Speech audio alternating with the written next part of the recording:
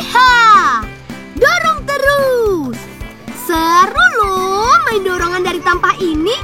Apalagi mainnya sama teman-teman. Perkenalkan, namaku Tole.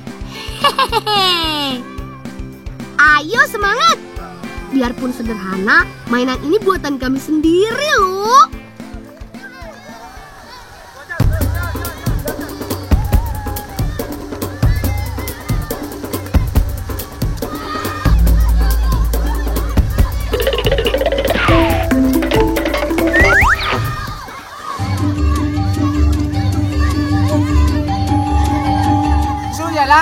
Aku teguh bermaling-maling. Ya bakal siapa nanti ya? Kasihan ya Pak Hansip. Semoga cepat ketangkap ya malingnya. Oh iya teman, mainnya udah dulu ya. Aku udah janji sama Pak Le dan Mbak Kuni.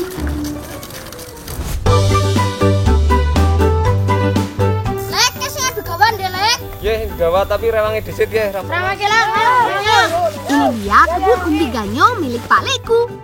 Ganyong adalah tanaman umbi yang mulai langka, teman. Sebab tak banyak yang menanam ganyong dan memakannya. Sama seperti ubi atau singkong, ganyong kaya akan karbohidrat dan bisa dijadikan makanan pilihan pengganti nasi. Indah, lang terus na ya. Mbak balik di sit. Iya. Yuk, Mbak. Cuplang, gendut, gondes. Ayo, ambil semua umbi ganyongnya. Oh iya teman, khasiat umbi ganyong banyak loh. Salah satunya menyembuhkan penyakit diare, radang, dan panas dalam. Sudah cukup banyak nih. Yuk, kita olah ganyongnya.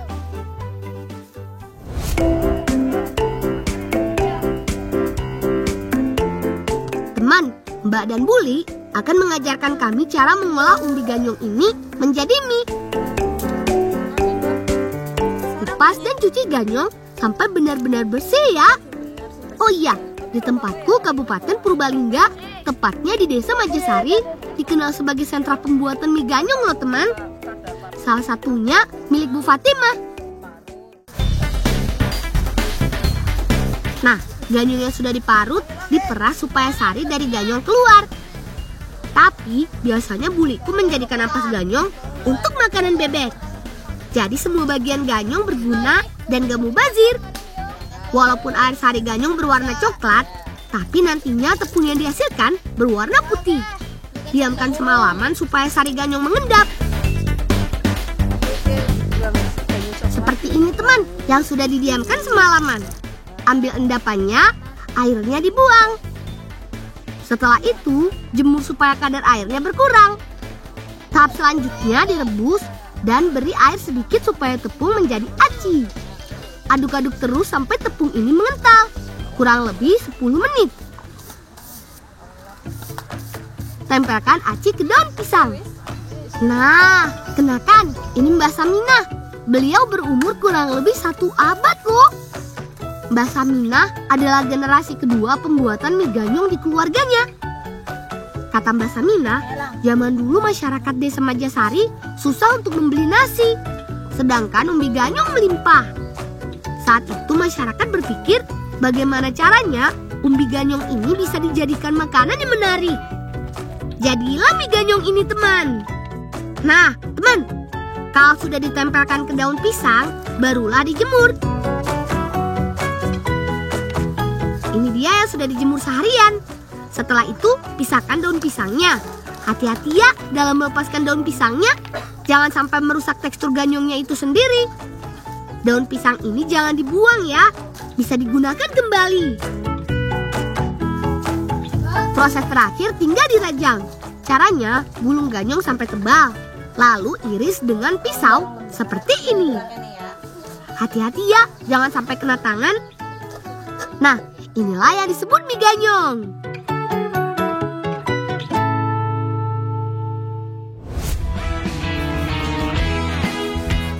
Kami akan membuat olahan mie ganyong yang lain dari biasanya loh.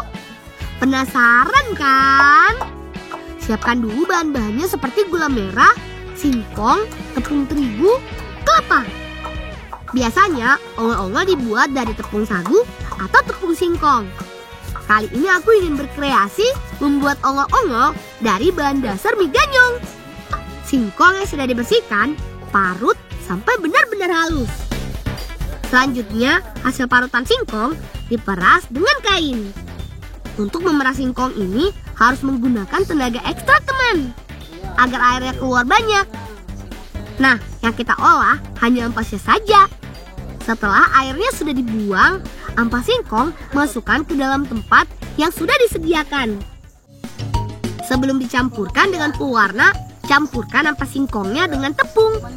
Lalu aduk dan beri gula sedikit.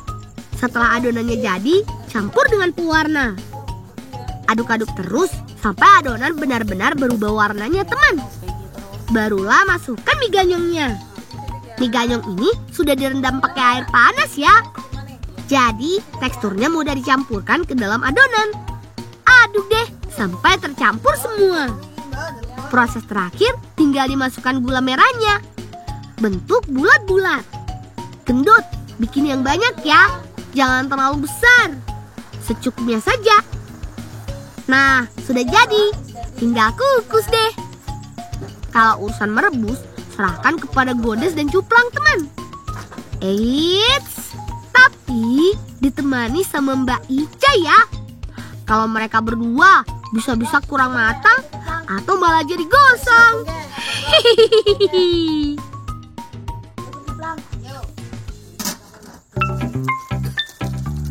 Api harus tetap sama, gak kekecilan ataupun kebesaran.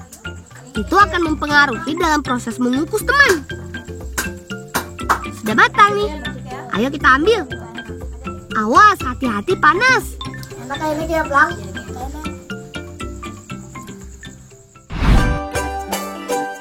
Tada!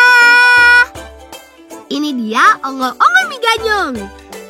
Gimana teman? Tertarik untuk membuatnya kan? Tunggu apa lagi? Ayo habiskan. Rasanya mantul. Mantap betul. Tekstur mie ganyongnya masih terasa, teman. Perpaduan yang sangat pas. Hehehe.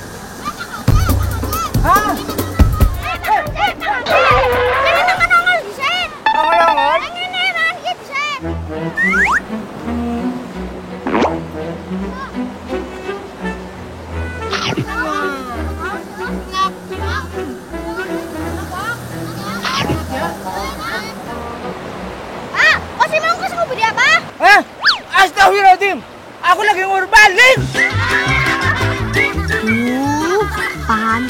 Pak Hansip. Semoga cepat tertangkap ya malingnya.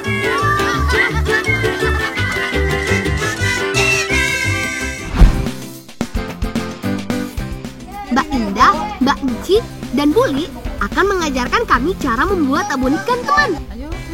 Ikan yang sudah dibersihkan lalu dikukus.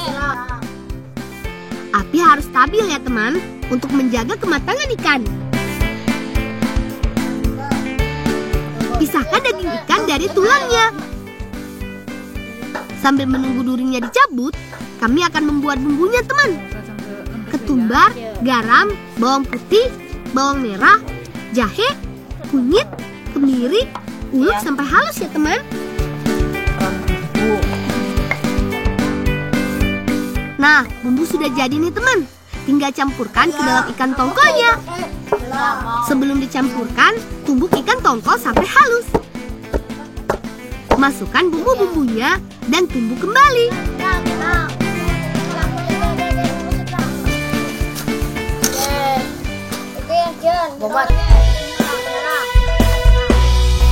Tinggal goreng deh. Adonan ikan digoreng selama 20 menit teman.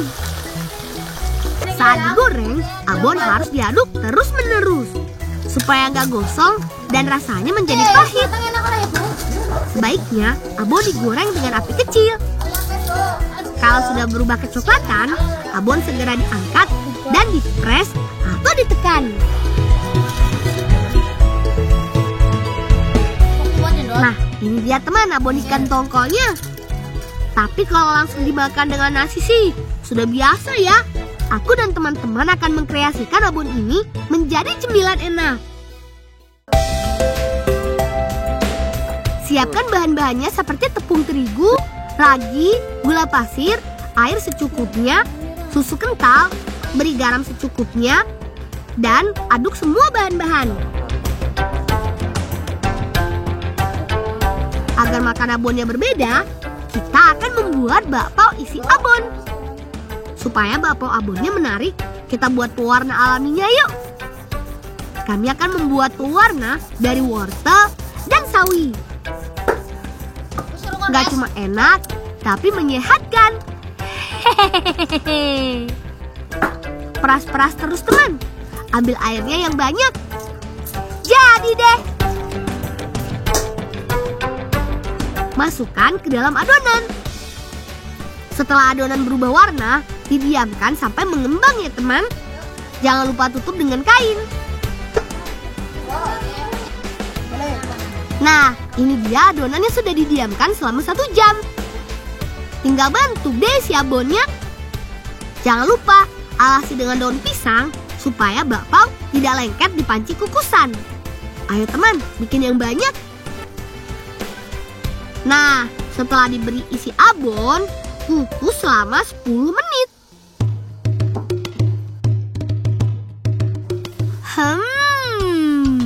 Menarik kan? Warna-warni bentuknya pasti membuat anak-anak ingin memakannya. Eng. Ini dia bakpao isi abon ikan. Melihatnya aja bikin nelen ludah. Rasanya mantul. Mantap betul. Enak ya, Lang? Abonnya berasa banget di lidah. Pas rasanya. Gak cuma enak teman, tapi banyak loh khasiat dari abon ikan. Salah satunya untuk kesehatan tulang.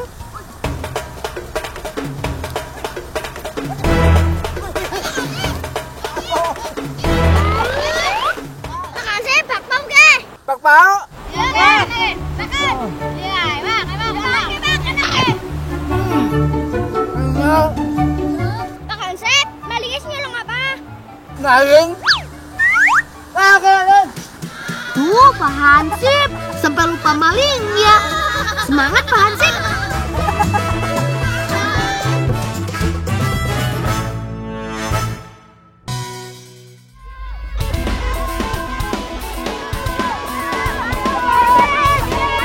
Ngeng. Tintin.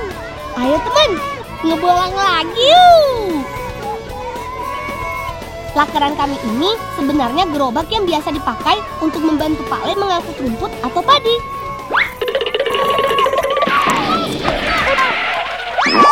Ya betul kemarin ngirim badak ke? Ngirim badak ke? Gini ya.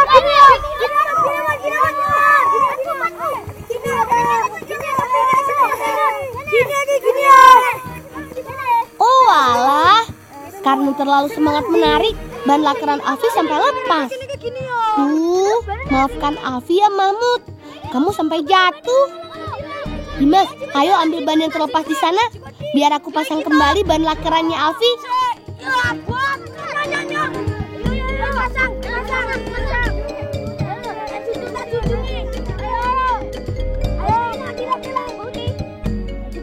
Sip, sepertinya sudah aman. Ayo lanjut. Mbak Priscil pasti sudah lama menunggu kita.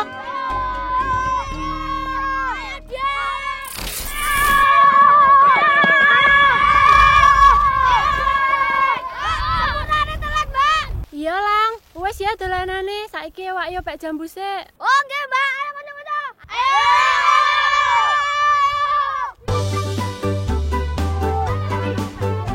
Ayo teman-teman, saatnya kita berburu. Bukan berburu hewan ya, tapi kami mau berburu jambu merah dan jambu kristal, alias panen jambu.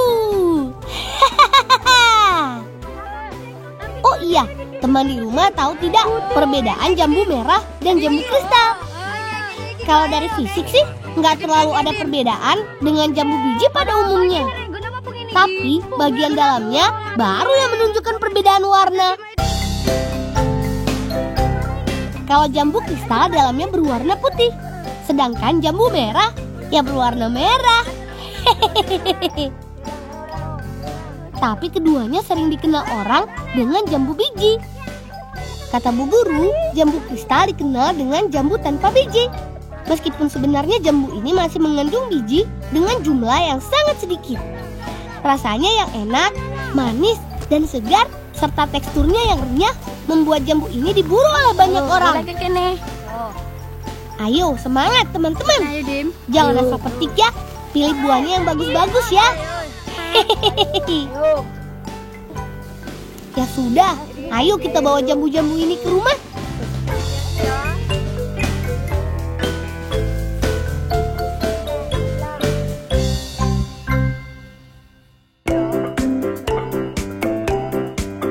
Teman-teman di rumah, kalian pernah dengar kerupuk jambu nggak? Pasti pada nggak percaya ya kalau jambu bisa dibuat jadi kerupuk. Nah, sekarang aku mau kasih tahu nih bagaimana caranya. Aku, Alfi, dan Mbak Prisil bertugas memotong jambu biji. Setelah jambu dipotong kecil-kecil, selanjutnya jambu kita tumbuk hingga halus. Kalau jambu sudah tertumbuk halus, selanjutnya disaring.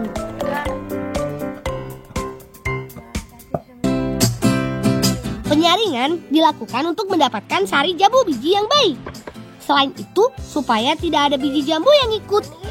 Karena kalau ada biji yang ikut, maka kerupuk tidak halus saat dikunyah.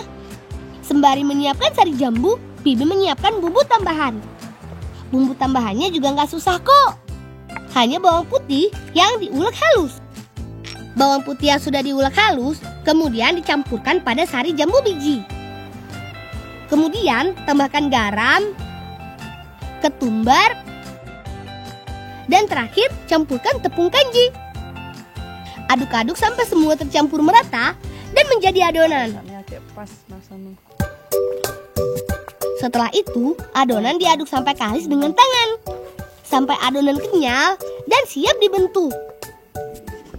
Adonan kemudian dibentuk lonjong dan dimasukkan ke dalam panci. Setelah itu, baru direbus. Rebus adonannya harus sampai matang ya. Ciri adonan kerupuk yang sudah matang yaitu adonan akan mengambang ke permukaan.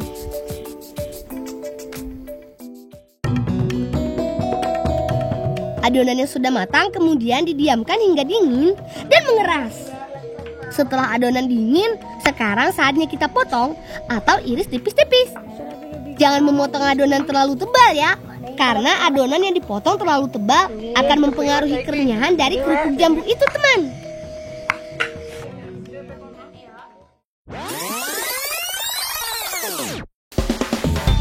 Jemur kerupuk jambu yang kita iris-iris tipis hingga benar-benar kering ya. Penjemuran dengan cara tradisional, yaitu dengan sinar matahari, dianggap lebih baik karena akan menghasilkan kerupuk yang enak dibandingkan pengeringan dengan di oven.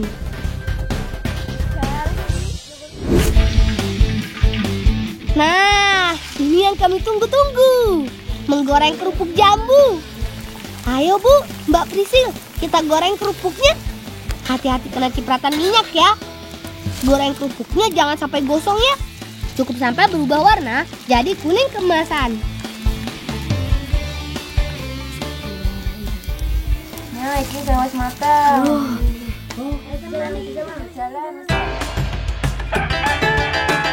Saatnya makan. Memang gak lengkap rasanya kalau makan nasi pecel tanpa ditemani kerupuk. Rasa kerupuk jambunya renyah dan garing. Teman, sampai di sini dulu ya petualangan kami dari Desa Conto. Selalu berbakti pada orang tua dan cintai alam negeri kita.